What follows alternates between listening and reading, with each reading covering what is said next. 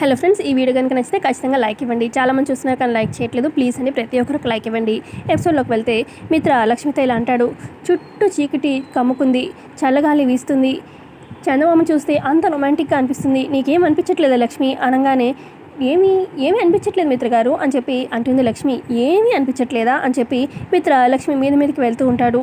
ఏంటి మిత్ర గారు ఇది అనగానే నీ గుండె వేగం పెరిగిందా లేదా అని చెప్పి మిత్ర అడుగుతాడు లక్ష్మిని. అప్పుడు లక్ష్మి అవును, నా గుండె వేగం పెరిగింది మీ దగ్గరకు వస్తుంటే అని చెప్పి లక్ష్మి అంటూ ఉంటే అప్పుడు మిత్ర సరే అయితే నీ గుండె వేగాన్ని కొంచెం తగ్గించుకొని వెళ్ళి శోభనం చీర కట్టుకురా అని చెప్పి అనగానే అదేంటి మిత్ర గారు అని చెప్పి లక్ష్మి అడుగుతుంది.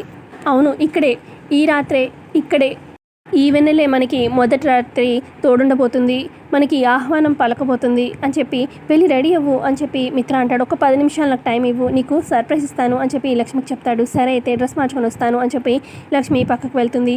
ఆ తర్వాత ఇక మిత్ర కూడా తను ఇవ్వాలనుకున్న సర్ప్రైజ్ అంతా రెడీ చేసి మిత్ర కూడా డ్రెస్ చేంజ్ చేసుకొని లక్ష్మి కళ్ళు మూసి నీకు ఒక సర్ప్రైజ్ ఇస్తాను అని చెప్పి మిత్ర లక్ష్మిని ఒక దగ్గరికి తీసుకెళ్తూ ఉంటాడు.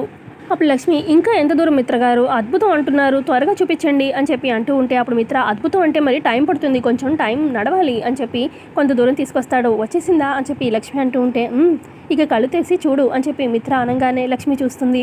ఇక చాలా సర్ప్రైజ్ అవుతుంది. ఎలా ఉంది అని చెప్పి మిత్ర అడుగుతూ ఉంటే అప్పుడు లక్ష్మి మీరు ఏదో అద్భుతం అద్భుతం అంటుంటే నిజంగా చాలా అద్భుతం కన్నా కూడా మించిగా ఉంది అని చెప్పి లక్ష్మి అంటుంది. అప్పుడు మిత్ర తన చేయిలు ఇస్తాడనమాట. ఇక లక్ష్మి మిత్ర చేతిలో చేయి పెడుతుంది. ఇక మిత్ర లక్ష్మి ఇక నడుచుకుంటూ అలా వెళ్తూ ఉంటారనమాట. ఇక వెళ్ళి మిత్ర సర్ది పెట్టిన ఆ మంచం మీద అంటే పువ్వులు ఆకులతో బెడ్ లాగా చేస్తారు కదా, ఇక ఇద్దరు దాని మీద కూర్చుంటారు.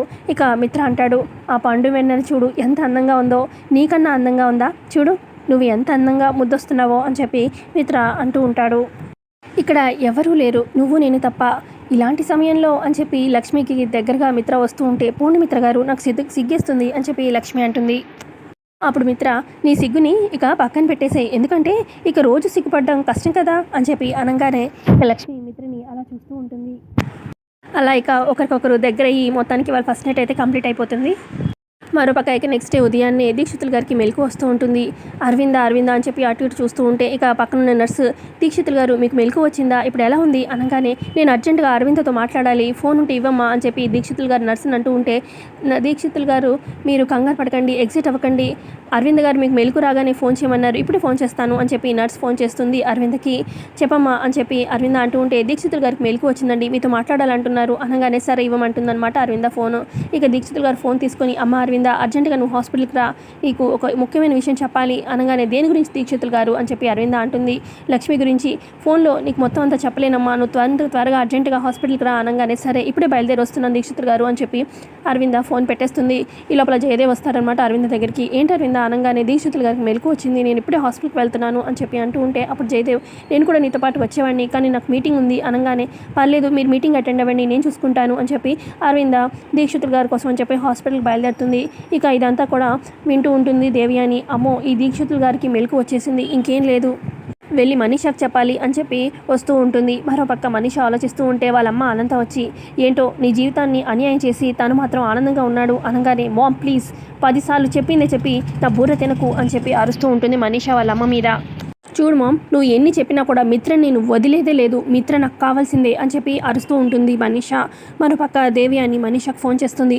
చెప్పండి ఆంటీ అని చెప్పి మనీష అంటూ ఉంటే మనీష ఆ దీక్షితుల గారికి మెలకు వచ్చిందంట అనగానే అదేంటి కోమలకు వెళ్ళిన వాడు వెళ్లకుండా ఇంత త్వరగా మెలకు ఉన్నాడేంటి అని చెప్పి అనగానే అబ్బా వాడు ఎందుకు త్వరగా కోమలో నుంచి వచ్చాడనేది తర్వాత, కానీ వాడు అసలే ఫోన్ చేశాడు అరవింద్ అక్కకి. ఇక దీక్షితులు గారు ఫోన్ చేసి చెప్పారు త్వరగా రమ్మని, ఏదో అర్జెంటుగా లక్ష్మి గురించి చెప్పాలి అని చెప్పి అన్నారు. అరవింద్ అక్క పరుగున హాస్పిటల్కి బయలుదేరింది.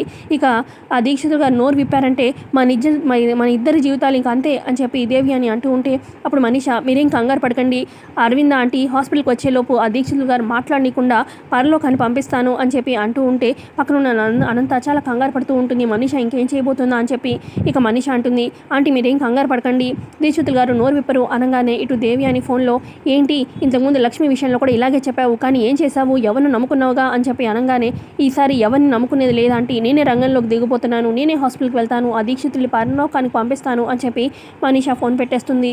ఇక అన్నింత కంగారు పడుతూ ఉంటుంది. మరోపక్క లక్ష్మి మిత్రకి ఇద్దరికి ఫస్ట్ నైట్ అవుతుంది కదా, ఇక మిత్రకి మెలకు వస్తుందన్నమాట. పొద్దున్న లేచి చూడంగానే అంతా తెల్లారుజామున అయిపోతుంది కదా, పక్కన చూస్తే లక్ష్మి ఉండదు. లక్ష్మి ఏంటి పక్కన లేదు, ఏంటి అని చెప్పి గబగబా మిత్ర లేచి అటు ఇటు చూస్తూ ఉంటాడు. కొంత దూరంగానే అక్కడ 2-3 బ్యాంగిల్స్ కనిపిస్తాయి. ఏంటి ఇది లక్ష్మి బ్యాంగిల్సా ఏంటి, కొంపతీసి ఆ రౌడీలు లక్ష్మిని తీసుకెళ్ళిపోయారా ఏంటి, లక్ష్మి కనిపించట్లేదు అని చెప్పి లక్ష్మి అనుకుంటూ వస్తూ ఉంటాడు. కొంత దూరం వచ్చాక అక్కడ లక్ష్మి శారీ కనిపిస్తుంది. లక్ష్మి అనుకుంటూ దగ్గరకు వస్తూ ఉంటాడనమాట చీరను చూస్తూ. ఇక మిత్ర గారు ఒక నిమిషం ఆగండి, నేను డ్రెస్ మార్చుకుంటున్నాను అని చెప్పి లక్ష్మి అంటుంది. ఇక మిత్ర అటు తిరిగి ఉంటాడనమాట. ఇక లక్ష్మి వస్తుందన్నమాట శారీ మార్చుకొని. ఏంటి లక్ష్మి, కంగారు పడిపోయాను నువ్వు నా పక్కన లేకపోయేసరికి అనగానే, అది కాదు మిత్ర గారు, మీరు నిద్రపోతున్నారు కదా, లేపడం ఎందుకులే అని చెప్పి నేను స్నానం చేయడానికి ఇలా వచ్చాను అని చెప్పి లక్ష్మి అంటుంది. ఆ తర్వాత లక్ష్మి అంటుంది, మిత్ర గారు అక్కడ పక్కన జలపాతం ఉంది, అక్కడ స్నానం చేస్తే చాలా బాగుంటుంది, నేను ఇప్పుడే అక్కడ స్నానం చేసి వచ్చాను, మీరు కూడా స్నానం చేయండి, ఫ్రెష్ అవ్వండి అని చెప్పి లక్ష్మి చెప్తూ ఉంటుంది. ఇప్పుడు మిత్ర, నువ్వు చేయిస్తా అంటే నేను ఎందుకు చేయించుకోను అని చెప్పి అంటాడు.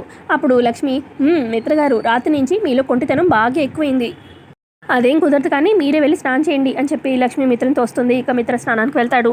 మరోపక్క దీక్షితుల గారి దగ్గరికి వచ్చేస్తుంది అనమాట మనీష వాళ్ళ అమ్మని తీసుకొని. ఇక దీక్షితుల గారితో ఇలా అంటూ ఉంటుంది, నువ్వు లేచి నోరు విప్పి నిజం చెప్పావంటే నా జీవితం అల్లకల్లోలం అయిపోతుంది, నిన్ను ఈ భూమి మీదే లేకుండా చేస్తాను అని చెప్పి అక్కడ ఒక పిల్లో తీసుకొని ఇక చంపడానికి చూస్తూ ఉంటుంది. ఇక పక్కనే ఉన్న అనంత, ప్లీజ్ మనీషా, ఈ తల మీద ఇంకా కొత్త కష్టాలు నెట్టించుకోకు ప్లీజ్, ఈ జీవితం పాడైపోతుంది, నాశనం అయిపోతుంది, ఆలోచించు అని చెప్పి అనగానే, మామ్ ప్లీజ్ నువ్వు మాత్రం అడ్డుపడకు అని చెప్పి మనీషా వాళ్ళ అమ్మతో అంటూ ఉంటుంది. ఇక మనీష్ ఆ పిల్లి తీసుకొని దీక్షితుల గారు మొహం మీద పెట్టి నొక్కడానికి ట్రై చేస్తూ ఉంటుంది. మరోపక్క అరవింద హాస్పిటల్కి రానే వస్తుందన్నమాట. ఇక దగ్గరికి వస్తూ ఉంటుంది దీక్షితుల గారు రూమ్ దగ్గరికి. ఇక మనీష అనంతా చూసేస్తారనుకుంటా. ఇక అరవింద వచ్చేసరికి వీళ్ళిద్దరు నార్మల్గా దీక్షితుల గారి దగ్గర నించుంటారనమాట. ఇక అరవింద చూసి, ఏంటి మనీష ఎక్కడున్నారు అనగానే, అప్పుడు మనీష, ఏం లేదంటే దీక్షితుల గారికి ఎలా ఉందో చూద్దామని వచ్చాము అని చెప్పి అలా కవర్ చేస్తుంది. అప్పుడు అరవింద, నీ పెళ్లి చెడిపోవడంతో నువ్వు నార్మల్ అవడానికి ఇంకా టైం పడుతుందని అనుకున్నాను, పర్వాలేదు త్వరగానే నార్మల్ అయిపోయావు, ఫోన్లే అని చెప్పి అరవింద అంటుంది. ఆ తర్వాత ఇక దీక్షిత్ గారు లేవండి అని చెప్పి అరవింద లేపుతూ ఉంటుంది. ఇక దీక్షిత్ గారు లేస్తారనమాట. అరవింద అనగానే, చెప్పండి దీక్షిత్ గారు, ఏదో ఇంపార్టెంట్ విషయం చెప్పాలన్నారు కదా చెప్పండి అనగానే, ఇక వెనకాలే ఉన్న మనీషాని వాళ్ళ అమ్మని గమనిస్తారనమాట దీక్షిత్ గారు.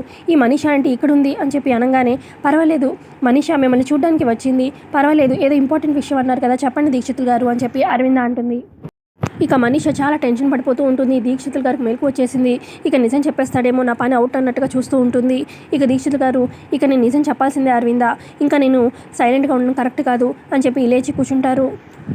నేను లేని సమయంలో మీ ఇంట్లో చాలా అనర్థాలు జరిగిపోయాయి, లక్ష్మి మీద చాలా అబద్ధాలు పడ్డాయి, అసలు మిత్రకున్న గండాల మీద రకరకాల అపోహలు మొదలయ్యాయి, అసలు లక్ష్మి మిత్ర పక్కన లేకపోతే మిత్రకి గండాలనే మాట నిజం అరవింద అని చెప్పి చెప్తారు దీక్షితుల గారు. అసలు నువ్వు వేరే వాళ్ళ మాటలు విని పక్కదోవ పట్టావు, లక్ష్మిని అవమానించడం మొదలుపెట్టావు, అసలు నువ్వు పక్కదోవ పట్టడానికి, ఇవన్నీ జరగడానికి, అనర్థాలు జరగడానికి ఎవరో కారణం కాదు, అది ఎవరంటే అని చెప్పి దీక్షితులు గారు చెప్పబోతూ ఉంటారు. ఎపిసోడ్ అక్కడికి ఎండ్ అయిపోతుంది.